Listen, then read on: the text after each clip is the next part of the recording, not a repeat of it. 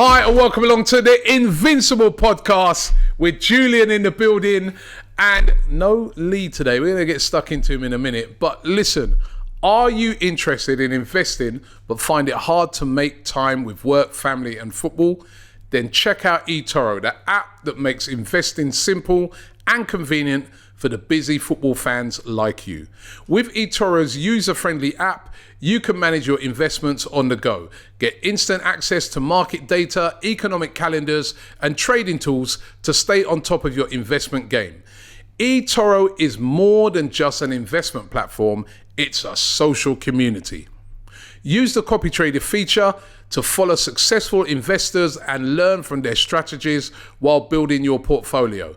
Trade over 5,000 financial instruments, including 70 cryptocurrencies and 20 plus exchanges. Join over 30 million investors shaping their financial future with eToro. You can even use eToro to make practice trades so that you can have a go at it before you commit to the real trading. Start investing with eToro today. Click the link in the description or go to etoro.com/AFTV to deposit and set up your account today. You can also read their new ebook and invest smarter with eToro. Now, Julian, I know that you had a look at eToro, innit? You like a bit of investing. Yeah. And you were saying to me off here that you actually liked it. You thought it was good, very helpful. It was a few years ago, and I'd not actually used that kind of platform before. And one thing about it, yes, it was very easy to use for a beginner. But the second thing, it kind of appealed to my strategies in life, is that you can, you can copy other people and you can model other people. So what it does, because it's such a big community, you can see what other successful people are doing. So instead of kind of having to do all your own research, and as a beginner, it's very difficult to know what's right and what's wrong. Yeah. So when you've got that many people doing stuff, then you can follow the successful people and see where the trends are. So ultimately, it's almost like painting by numbers. You can, it's not always guaranteed it's going to work, but the probability is going to be in your favour, because if everyone's moving in a certain direction and it's winning and you're just following them, then it's pretty successful. If you're looking to get into it, it's like a real, like Joe was saying earlier downstairs, that he's looking into getting into investing. It's an easy way to sort of, like you said, find out by following people that are already good at it. Yeah, but it's not just following the odd person, because when you kind of read these financial analysts, quite often they might have their own best interest in why they're pushing something. But what you're doing, you're following the vast majority of people who don't actually have a vested interest in promoting what they're doing, other than it's a community-led thing, so you can actually follow the main trends. All right, so it just made it easy for a beginner. Yeah, there you go. From big investor himself, right? The millions that he's made from investing. Well, it wasn't quite millions, but I didn't lose, which was the important thing. See, I've drawn him out, people. I've drawn him out. Listen, no Lee Judges today. He's off sunning himself in Dubai, as he said he was going to be last week. And we got a video from him. Check this out.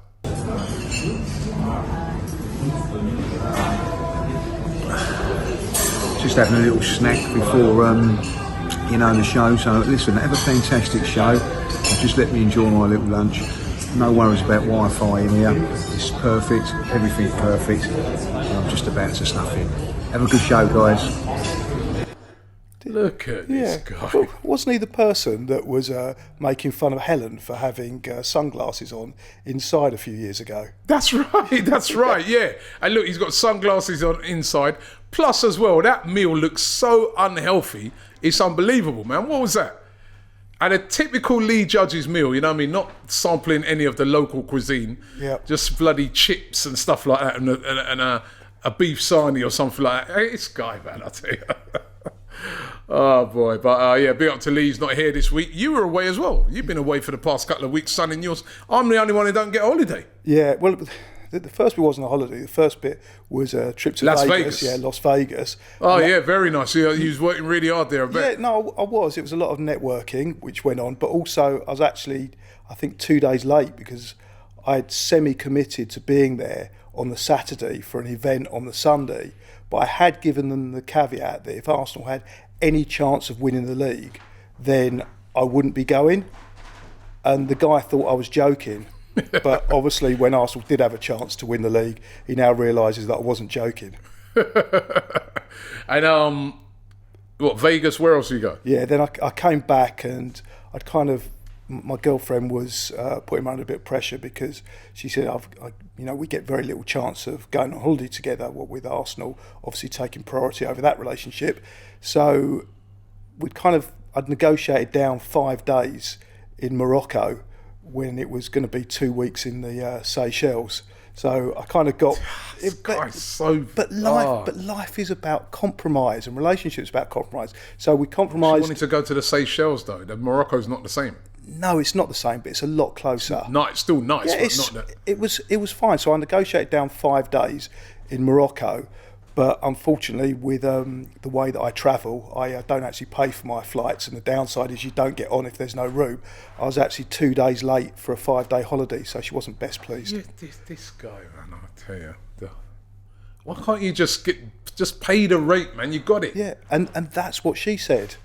And she's right. Yes and no. If you're watching this video, you are right. Okay, she's right in that instance. I very rarely miss flights, but on that occasion I missed 2. But I got there. 3 days is better than no days. Yeah, no. Those 3 days, I bet they were really fun and games. You know what I mean? It probably took you about 2 days just to get back in her good books.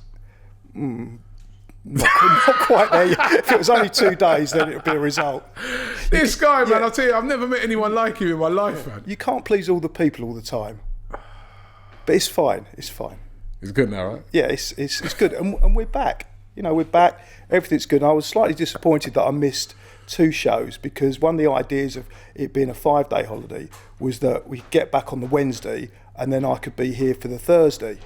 But of course, you did the show 2 days earlier, so I ended up missing. Yeah, because we was in Amsterdam last week for the Soccer X conference. Yeah, I saw that. And you met Gilberto. Gilberto Silva, what a gentleman. Yeah. What an absolute gentleman. What a lovely, lovely, genuine guy. I mean, even after I finished the interview, he was talking to me for ages, talking to Cecil, talking to everybody there for ages. You know what I mean? Just like, not even always conversations about football, just conversations about anything.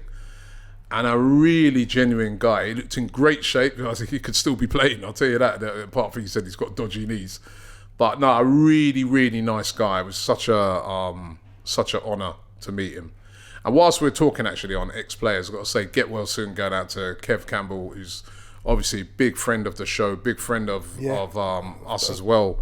And, the news that he's been... I mean, we've known, me, you, Lee, we've known for quite a while that he's not been very well. And recently took a turn for the worse, even when we thought he was possibly recovering.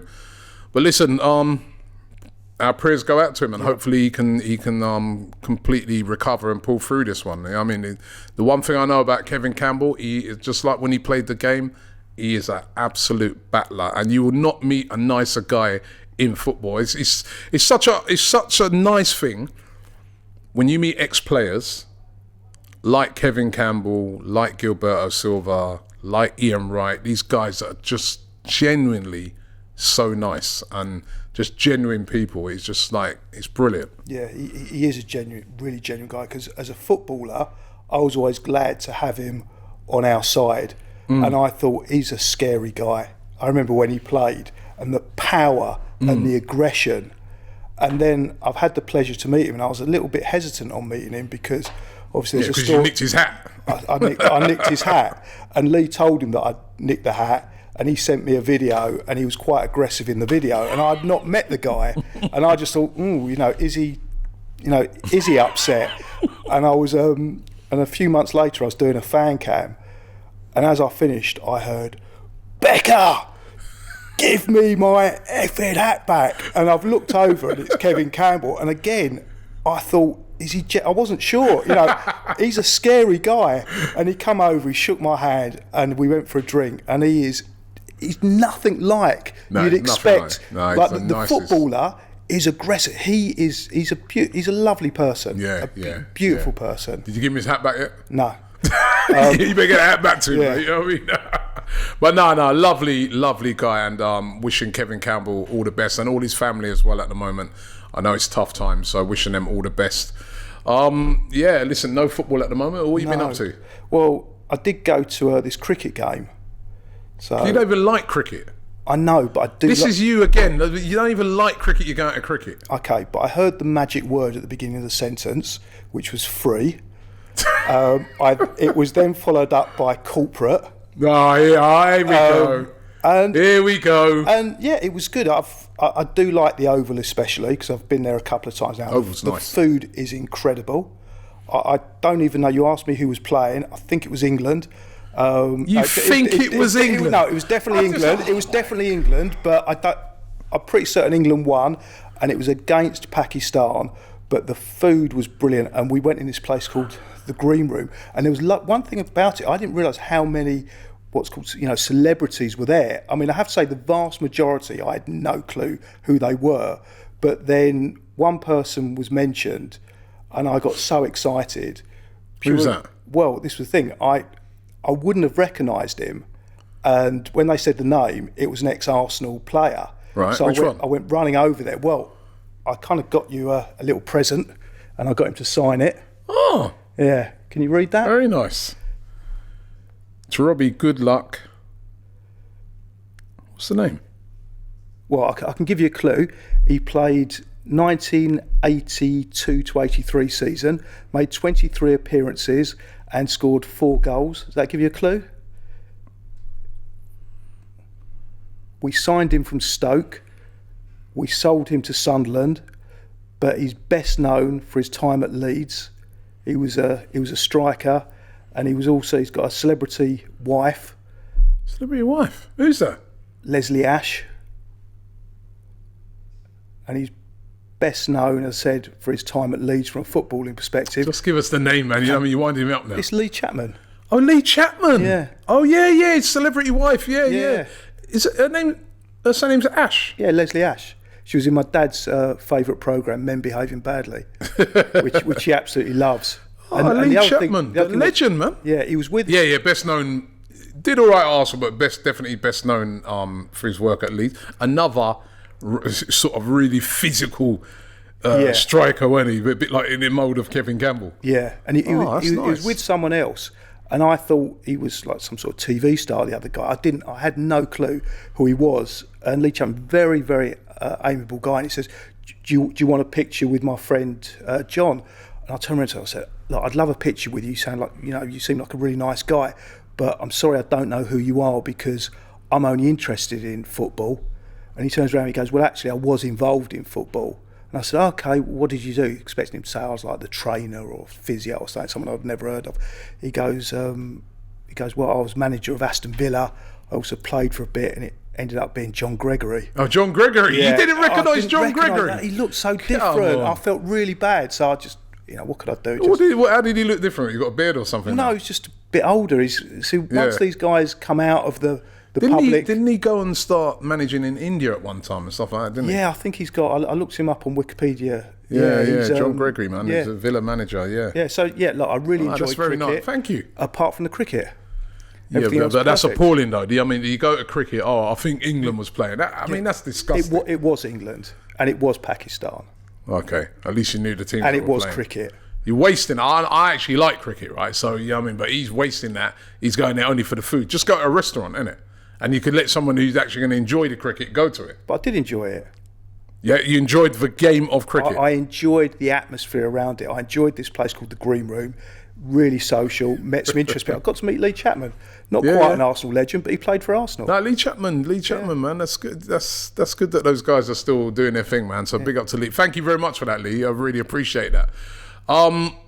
Let's get stuck into the football though at the moment. You know what? Before we even get sort of speak about sort of Arsenal news, well, this affects Arsenal.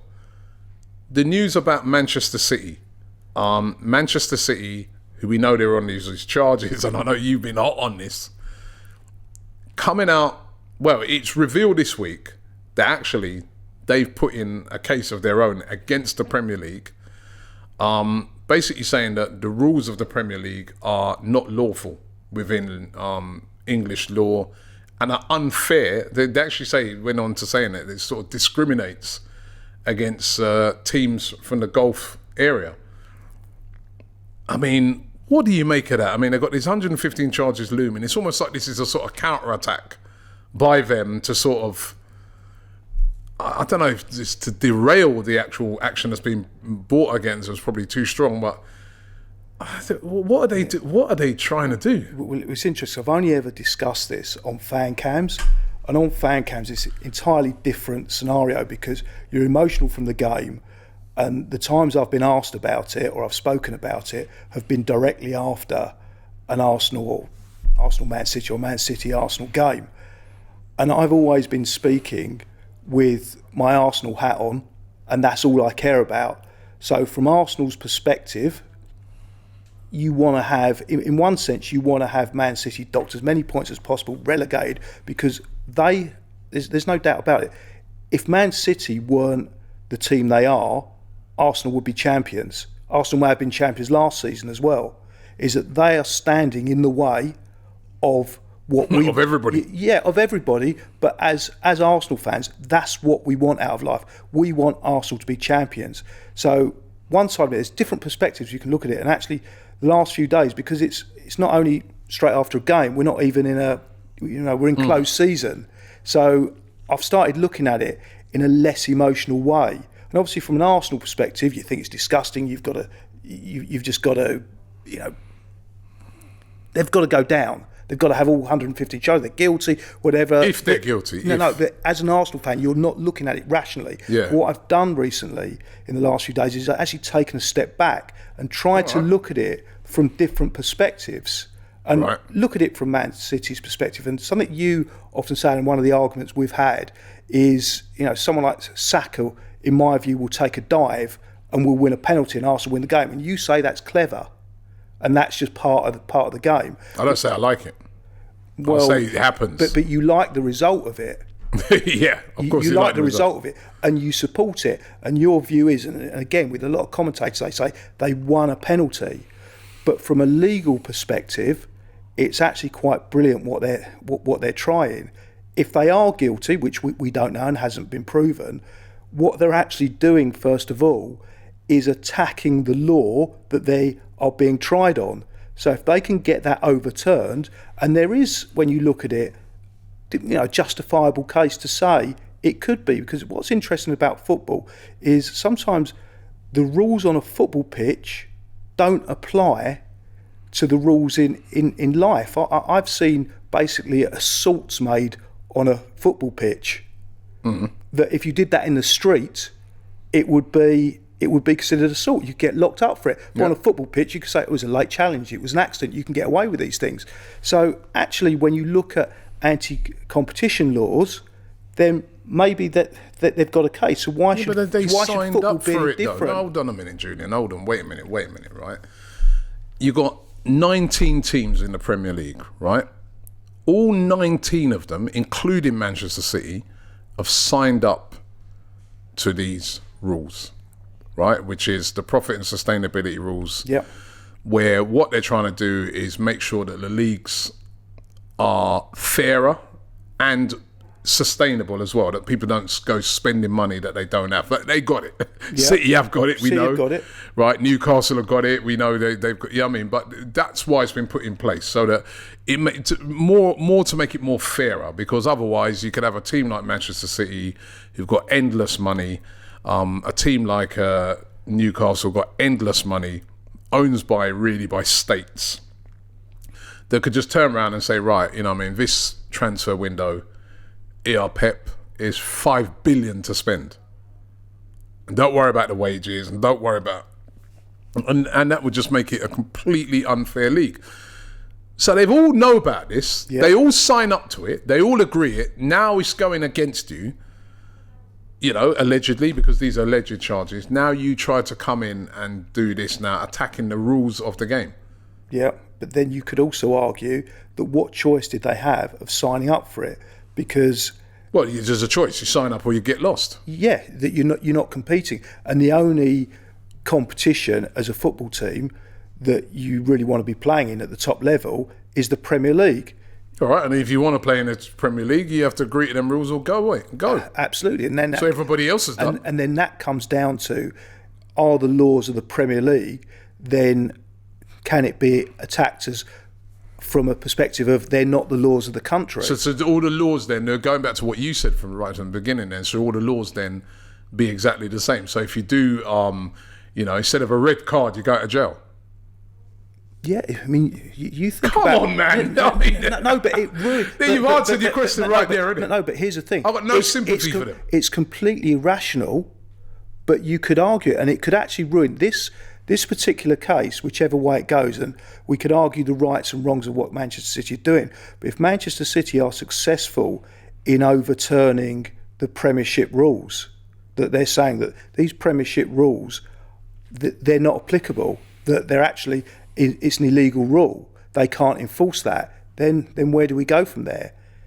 But then the other side of it is, you could argue, and I'm taking my Arsenal hat off here, is that some of the rules would favour Arsenal, Man United and Liverpool against teams that are coming up, because you could also... Yeah, but they've had full opportunity to spend money and to... Yeah. Especially in those early days. But if you've broken the rules... You've broken the rules. You should have mentioned. You should have said that in the first place. Absolutely. If you've broken the rules and those rules are enforceable, then there's got to be a punishment. Which they are. But this is the question now: is what they're doing. They're challenging before the trial of have they done anything wrong? Which again, we've got to emphasise. There's innocent till proven guilty. What they're actually doing from a legal perspective is challenging the very rules that they're being tried upon. Which, if you were looking at Saka taking a penalty, you would say that it's clever. It's a clever use. If he wins a penalty, he's won a penalty. That's clever play. So from a legal perspective, again, taking away what's right and what's wrong, I'd have to say it's quite a clever move. You might say clever to me. I don't think it looks good on Manchester City whatsoever. Yeah, that's another discussion. What it does, right, as far as a lot of people are concerned, is they look on it and they say to themselves, well, you know what? You're worried.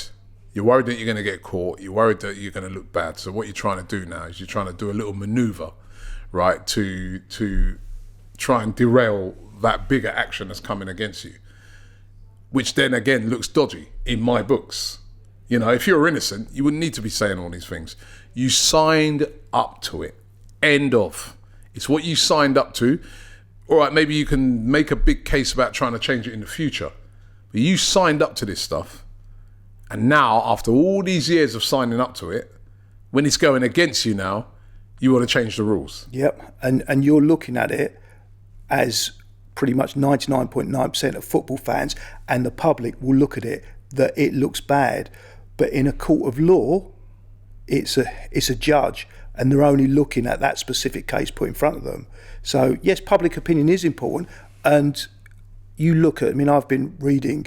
particular articles on this the last few days, but I've also been watching quite a few different fan channels, and you're quite right, most of the fan channels other than Manchester City fans are totally against what they're doing, and it does. A lot of people are disgusted with it. Yes, it does, but whether they're disgusted or not won't change the actual result of the legal case. And imagine if they won this, right? Because I said they've been discriminated against, and then it just opened it up now that, basically spend what you want. What sort of league are we left with? It would, in my view, and this is my view... It would ruin it. In my view as a football fan, I totally agree with you. It would ruin it. But then you could argue that from, is football ruined already? Because we're that's true. So we're in a privileged position, is that Arsenal... The way the rules are, that Arsenal, because they are one of the sustainable clubs in the way that we've been run, we're actually in pole position at the moment because our revenues are really high and we can spend within those budgets. Whereas other teams coming in, you can get a Bournemouth and suddenly, that you get a massive backer coming into Bournemouth. They're restricted. What you can see, same thing as Newcastle. Yeah. They've been restricted. So you could say that Arsenal are benefited from the rules. And you look back at football, and this isn't a new thing. And I don't like going back and talking about what I consider to be the negative history of Arsenal. But our probably most esteemed chairman, who brought Herbert Chapman to Arsenal and also brought us to Highbury, which was Henry Norris. He was banned from football in 1927 because he was caught giving bungs. Even when football started, the players, there was a cap until Jimmy Hill came into the game. There was a cap on players' wages. So what was happening? The best players were paid in brown envelopes after the game with cash to supplement it. So this kind of corruption, if you want to call it that, has been in the game since the game started. It's just a different guise of it. Anything there's big money involved in is always going to be open to these sort of corruption things that can happen. But the one thing I would say, listen, I do feel that adjustments need to be made to, and I think that's even been recognised, to the rules around it, which does allow a team like a Newcastle that's come along now with a heavy investor to maybe spend a little bit more just to try and get them back up. I do believe there should be something like that that's in place. But everybody's got to vote on it, and everyone's got a thing on it. And I just feel that, Man City are part of the Premier League, along with all the other people in the Premier League, and now it's going against them. Now they're saying they're being discriminated against. Come on, no one's discriminating against Manchester City. There's a great side. They've, won literally everything in world football, but you've got to follow the rules of the Premier League. And if you're in the and what are they going to do next, Manchester City? Because the rules in the European competitions are even more stricter. The rules are less strict in the Premier League than they are in Europe. Hence why I saw the rumour that Chelsea were thinking of not even playing in the Conference League this year because it'd be more beneficial possibly not to be in it. Because number one, you're going to get mega money, and number two, they're going to have to then adhere to more stricter FFP rules. So, I don't know, man. I don't think they're doing themselves any favours with this action. But for me, looking at it without my Arsenal hat on, last few days without so much emotion, I can see there's different arguments to it. And for me, sport should be sport. In the same way Saka shouldn't dive to get a penalty, Man City shouldn't look to circumvent the rules through legal loopholes. But the reality is, I think it would be hypocritical of us to be totally, being negative about what Manchester City have done when Arsenal and pretty much every other club have been guilty of something in the past. And what's happened to them? They've had to face the consequences, and that's it. It's not that anybody's squeaky clean. No one's squeaky clean. No one's squeaky clean, and we definitely know that some of these Premier League owners need a lot to be desired. We saw when the Super League thing came around, how they sneakily tried to get that into place, right? But there's consequences, and you can't just say, right, I'm bringing an action against the consequence, because we don't like the rules. So now we're bringing action against it. That's the bit that, for me, that's very uncomfortable when I see stuff like that. And I totally understand. As a football fan, I'm uncomfortable about it, but from a legal perspective, I look at it and understand why they've done that. It's not, for me, it's not sport, but the way football's progressed, even since the Premier League, it was almost like the natural conclusion of where we're at. And I wouldn't just blame Manchester City for being this ogre of a club. I would say that the environment that's been set up, probably since Jimmy Hill, with all, he did it with good intentions, because the players weren't earning any money whatsoever. They were, literally that they would retire at 30. Most of them couldn't walk properly. The knees were shot, and they had no pensions, no other livelihood. And Jimmy Hill went in, and he got that minimum wage taken away, or maximum wage taken away. But since that time, football in one sense has been on a downward spiral because money has become integral to it. Yeah, Jimmy Hill, by the way, for the younger people watching this, Jimmy Hill used to be a presenter of Match of the Day. He was taken the over original presenter of Match of the Day for years and years, wasn't he? Yeah. And also, he was Coventry City's chairman. He was Coventry. I think he was at Fulham as well. Yeah. So, he was integral in getting those laws changed. Talking of that, and again, this shows the power of democracy within the Premier League and the way it's run. They had another vote as well on VAR. It's Wolves that bought this, saying that they want to get rid of VAR. They put it to everybody in the Premier League, including Manchester City, right? And they voted to keep VAR. What's your opinions on that? Well, for me, that was one of the obvious outcomes. I don't think Wolves had any intention when they brought that particular vote up, instigated that vote, that they thought VAR was ever going to be dispensed with. I think what they're trying to do, because they've been victims of a few dodgy decisions from last season, that the one I always remember was, I think, the first game of the season with Onana taking out the Wolves player. It was a definite penalty. Is they wanted to really highlight the bad decisions against them, and I would say have an influence for next season on it. So it doesn't surprise me that in any way I'd be totally shocked if VAR was scrapped, because from a technological point of view and a progressive point of view, I think that VAR has had a positive effect, but what it needs to be is refined a little bit, because one thing I totally agree with is it has taken some of the joy of goals.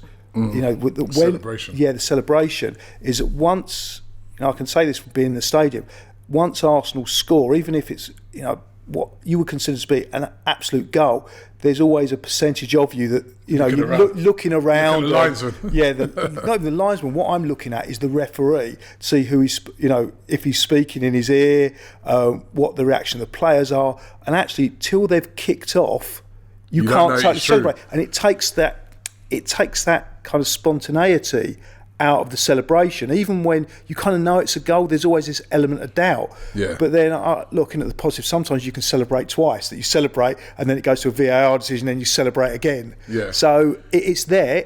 For me, it's definitely improved things. I would like to see it improve further, not just with the decision making, but how quickly the decisions can be brought. Well, next year they're going to bring in that offside. Yeah. The offside. The semi-automatic offside. Yeah, which should speed up the offsides, thank God. Why didn't they bring it in last season? Had the opportunity to bring it in last season, they didn't, as usual. And, by just going back before I talk a little bit about VAR, going back to Wolves, what are they supposed to do now? Are they going to now say that they're being discriminated by, all the other teams that voted for VAR? I mean, this is what I'm saying with the thing that Man City have done.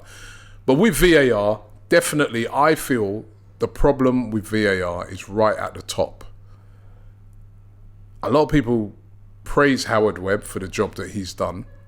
I'm not sure. I don't think it, because the reason why it's so slow, right, is because of the instructions that have come from above. The reasons why we've had some really weird decisions is because he raised the bar on things that can be overturned and stuff like that. So that was his decision. I remember them saying it right at the start of the season, like the bar's going to be really high to overturn a decision. That's the instruction that he's given to all of the referees. So when we saw some games where we saw things and we're like, well, surely they're going to go and have a look at that. That's going to be given as, that's a goal, isn't it? Surely the refs got that wrong. The bar's so high to overturn it that a lot of times the guys in the VAR are knowing that and may even be thinking to himself and saying, you know what, that's a dodgy. I think maybe we should send him to the screen. But you know what?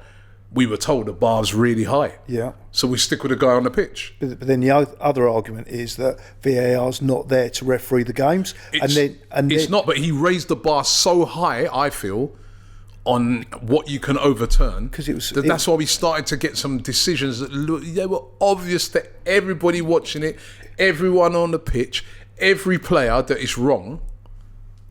But the bar's been set so high. But a fundamental principle was it had to be clear and obvious. And one thing I don't want as a fan, especially a fan that's at the games and even a fan watching it on TV, is so many decisions being refereed by VAR. Let it flow. Let the referees have a certain amount of mistakes, or you call it human error, human judgment. If you're looking at if it's so high, if the bar's set so high that for you to overturn it, then you may as well just let the referees referee the game. Well, then ultimately, forget about VAR. Have it refereeing the goal line technology. Obviously, has to stay. There's only ever been one mistake on that with, I think, Aston Villa. When the battery ran out, didn't it, on the goal line technology? That's got to stay. That's been a massive improvement, complete success. And the offsides. No, but there have been many other dodgy decisions within games that we saw. I thought last season, the use of and I'm not against VAR. I think, I'm with you in this modern day society with about 1 million cameras at the game, including everybody's phones. You've got to have you know what I mean, You have to have VAR. You got to be able to look back at certain things. You know, it's all right, us all celebrating in the stadium, but if a guy's miles offside and that was obvious, you know, these are big money decisions that people are missing. So you've got to have it.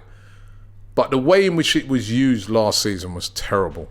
I go back to that game against Newcastle, where it's quite obvious that, you know, Gabriel is pushed. Yep. Right? And we can all see it. Yep. Newcastle fans can see it. Like, they were all saying to me after the game, yeah, we got away with one, but how was that not? How's the referee not told to look at it? Yeah, but he did look at it. They did look at it. And no, but they didn't tend to go and look at the screen and have another. They had 2 or 3 other referees looking at it, and one thing I remember about that was there was a really long delay between the goal and the goal being awarded. So they did look at it. In my view and your view, they got one wrong, in as much as there was a push. In most people's views, apart from Newcastle fans. Yeah, all right. So most people's views were they got it wrong, but they did look at it.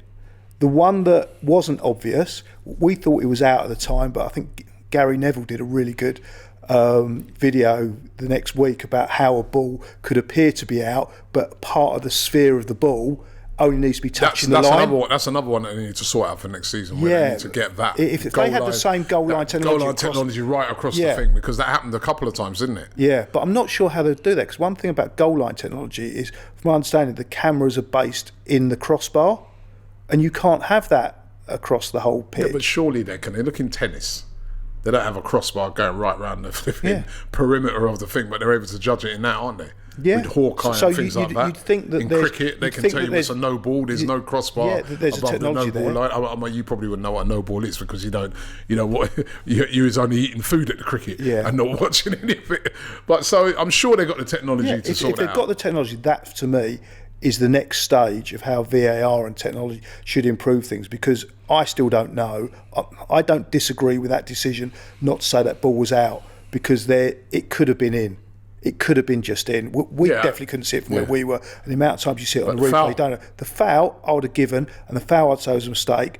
The counter arguments, all of that, was we can talk about a number of decisions that we're pretty certain that were wrong. The Wolves one with Man United penalty, the one with the push. But there's loads and loads of decisions that they got right that we don't talk about because it's not that interesting. I agree. That's why we need to keep it. And I think it's improved. That's why we need to keep it, because they get a lot of things right. And you are right. We don't focus in on that. Nobody talks about that. Because it's not interesting, is it? Yeah. But I felt that last season, the way in which they used it was poor. I looked at other tournaments, like the Champions League. It was used way better. Decisions quicker. More decisions to me that seemed to be, obvious things they didn't seem to get wrong. I remember watching the African Cup of Nations. I'm thinking, look how well they've used this. Like, decisions quick, like right decisions all the time, like referees being sent to the screens to go and look at this. And sometimes the referee saying, actually, no, I'm sticking with what I said on the pitch. You know what I mean? Like, it was just used so much better.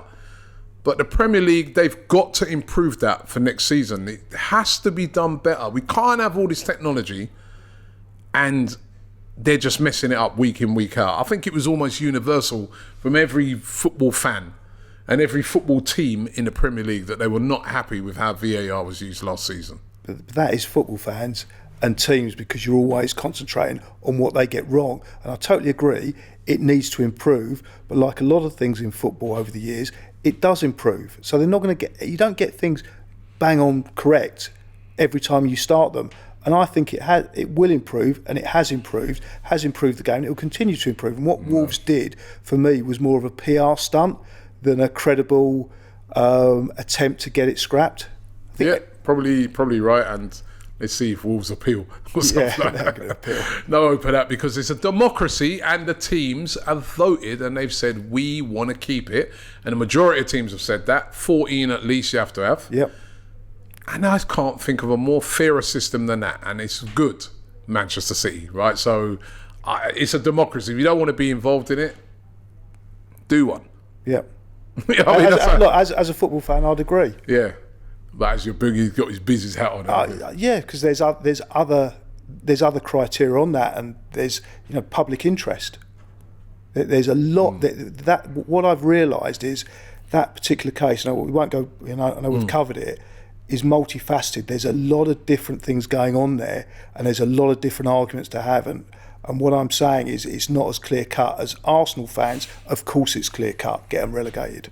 Yeah, listen, I'm not even necessarily begging for them to be relegated, but I'm just saying that if they're guilty, there's consequences. It has to be serious. But let's see what happens with that. Transfer news. You've seen Arsenal very heavily linked with Benjamin Sesko of RB Leipzig, Slovenian international. We get to see him in the Euros as well.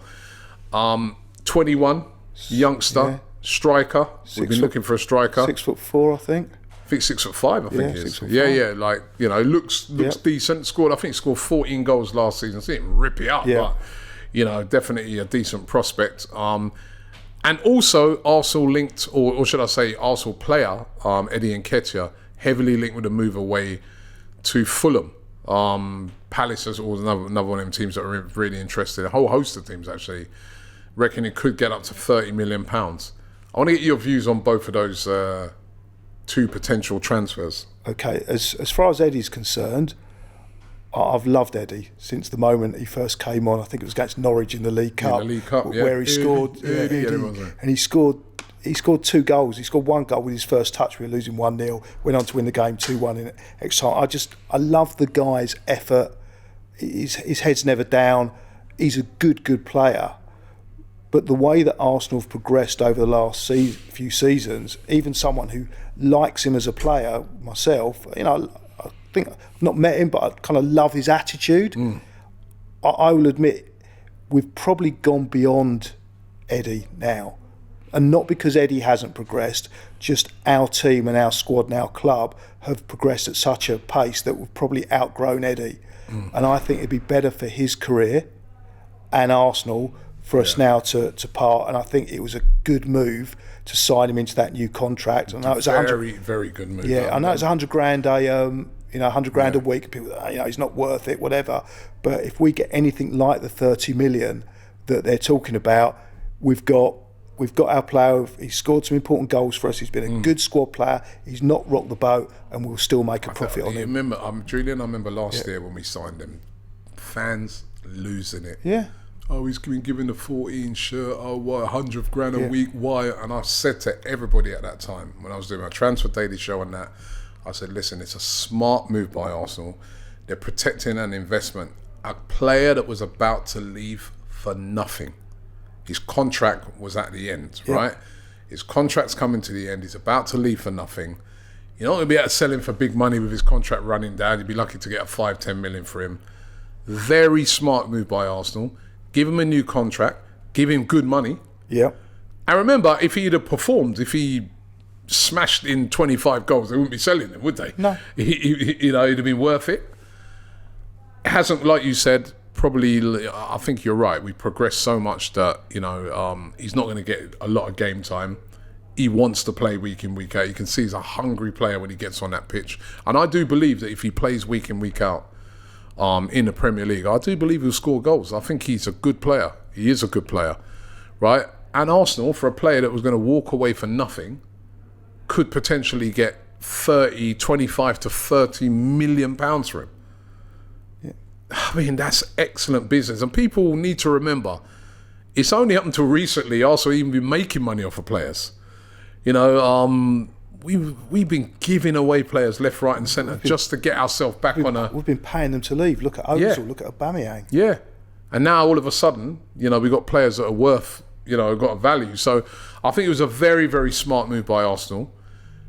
Benefited the player as well because he got great wages, was able to give it another shot for this season.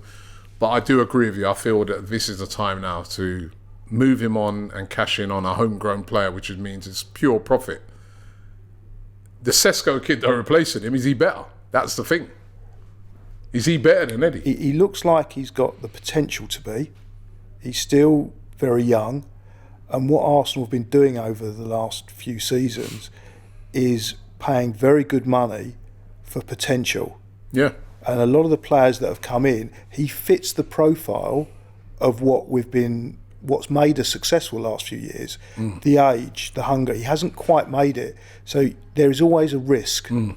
And to me, to take the risk element away, you get a Premiership proven player, and you get one maybe 22, 23 that's already done it in the Premiership, and he hasn't. But the lower the risk, the higher the finances, and the kind of money that's being talked about for him is still an extortionate amount of money. But you're not looking at the 100 million plus you would get for a more established star, have to pay for a star like Osimhen, who again still hasn't done it in the Premier League. You know, I'm not saying he wouldn't, but he's never played in the Premier League, and also his age profile is older. So if we do get Benjamin in and he's successful, his actual worth goes up. So from a business point of view, it's a risk, but it's a risk with a potential reward. Whereas if you get an Osimhen in, then he's not going to be worth more than what you pay for him. Yeah, be interesting to see what happens with that. Would you have Marcus Rashford? Personally, I look at him from a footballing perspective, and I'd say yes. But from a commercial perspective, and I kind of get commercial respect. because of the money he's on. Right. If we could get a deal on him, and also his age profile, and some of the things I've seen when he's playing for Man United, I've been unimpressed about, which is the effort and the tracking back, and the way that Arteta wants the profile of player. They just run. But could he turn him round? Potentially, yes. I mean, look what he's done with Havertz. I mean, yeah, potentially he could. He could be a very, very good signing. But it depends how much we'd have to pay. If we've got to match his wages and then spend countless millions getting him over, I would say it's not a risk worth having. Okay. Would you take Bruno Guimaraes, Newcastle? As a player, absolutely. I think he's the kind of player, when I go and watch Newcastle, I despise him as a player. I absolutely despise him as a player in the same way, not quite as much as I despised Roy Keane. And I look back now, and the reason I despised Roy Keane was because he was that good, and I'd have loved to have had Roy Keane at Arsenal rather than at Man United. And players like him, players like Rodri for Man City, are exactly the players that you want in your own team and you hate as the opposition. So I'd definitely have him. Whether we can afford to take him would be another matter, but from a footballing perspective, he would be exactly who I'd want, because then what you'd be able to do is allow Rice to play the number 8 role, which I think he's actually slightly better suited for. Right. What would you? I'm not going to ask you specific players, but which areas would you strengthen this summer if you had the purse strings? I would look at a player that could play in the position of Saka, because I really think that so right winger. Yeah, right winger. But then there's an argument to say that Jesus could potentially play there, although Arteta's been very hesitant to play him there. Maybe that's because of the injury situation. So we may have internal resources that we could basically allocate more to that position if Jesus' injury isn't, hopefully not as bad. It's just been a temporary situation. But I would definitely, whatever we do, I think we need some kind of backup to Saka, because Saka, for me, especially towards the end of the season, was fading. He's a brilliant player, but he was being overplayed. So that, for me, would be the... so right winger. Yeah, I'd have a right winger. Now, the other thing I think we need to take into consideration was the injuries that we had at Arsenal last season, which, if you take out Partey and Timber, I thought was impeccable. Whatever the medical team are doing... was brilliant, because we had towards the end of the season everyone was fit. Well, for about the last 4 or 5 games. Yeah, the last 4 or 5 games, but that was because Timber was out for the whole season. So Partey was out. I think that I've always been a great fan of Partey, but I think now, after this season's injury issues, I think that if we can get any type of money for him, then let's do it. Not because he's not a great player, but because if he's not fit, you can be the best player in the world, but being the best player in the world sat in the stands doesn't do anyone any good. True. So I would look at another replacement for Partey. Again, that's why I'd like the guy from Newcastle. And I'm going to call him Bruno because I struggle with the second name. Your ex-missus was Brazilian, you should know that. Yeah. I only learnt the swear words in Brazilian. So, defensive midfielder, a right winger. A right winger. Now, I really like Zinchenko, but the tide seems to be turning against him. And most importantly, Arteta doesn't seem to be trusting him like he did to begin with. You've got Timber coming back, who can obviously play that position. There's no guarantees. He looked good when he came on for that 10, 15 minutes, but that's no proof. Some players just never recover from that injury. So you've also got Tommy that can play there, again, injury prone. I've always liked Tierney, and I think that now he's got Ben White being able to invert. He's not going to bring Tierney back. Yeah, that you could have a Tierney, but he obviously doesn't rate him. So on that count, with the players that he's got in that position, he's overstocked in that position in numbers, but no one seems quite right for it. So I'd say that, and in Kivior played well, but again, that's been a weakness. And I think Martinelli also suffered because he didn't have that relationship like Saka has with Ben White. They form these relationships, these triangles that they play in. And I think we need someone that can nail down that position. But I'd like to see what Timber does first. And the other thing I was thinking of is everyone talks about players in the summer transfer window, which is important, but you can see how the season pans out and then go for people in January if need be. Okay. Interesting there from Julian. Would like to get your thoughts on what do you think we need for this season or for the upcoming season. Of course, on next week Tuesday, we get to find out what the fixtures come out. So we'll get to find out who we got, when, where, what. Yeah, that's actually one of my favourite lines from one of my favourite books, A Fever Pitch. And his girlfriend says to him, what we're going to do in the summer. And he says, well, waiting for the fixtures to come out. Yeah, Fever Pitch. As before, transfers used to go ballistic now all summer. But we'll get to find that out next week. But it'd be interesting to see who Arsenal are going to look for. And Sesko is the guy that they're talking about a lot. And as I said, Indian Ketcher being linked with a move away. Listen, we've come to the end of the podcast today. I hope you've enjoyed it. Thank you very much, Julian. It's just flown past, even without Mr. Judges there spouting off. Right, I'm sure he's across there still in Dubai eating his chips. Yeah, his toasted fish chips. And chips, toasted oven chips, you know what I mean? Actually, in Dubai, it won't be oven chips, I can tell you that. So, listen, I hope you've enjoyed the show. Don't forget to check out eToro. Click the link in the description and get involved in that as well. And we'll be back next week with another Invincible podcast. The Invincible podcast. Myself, Robbie, and Lee Judges come together once a week to discuss all things Arsenal. Straight talking, considered discussion, brought to you by the fans of the only club in Football League history to go invincible.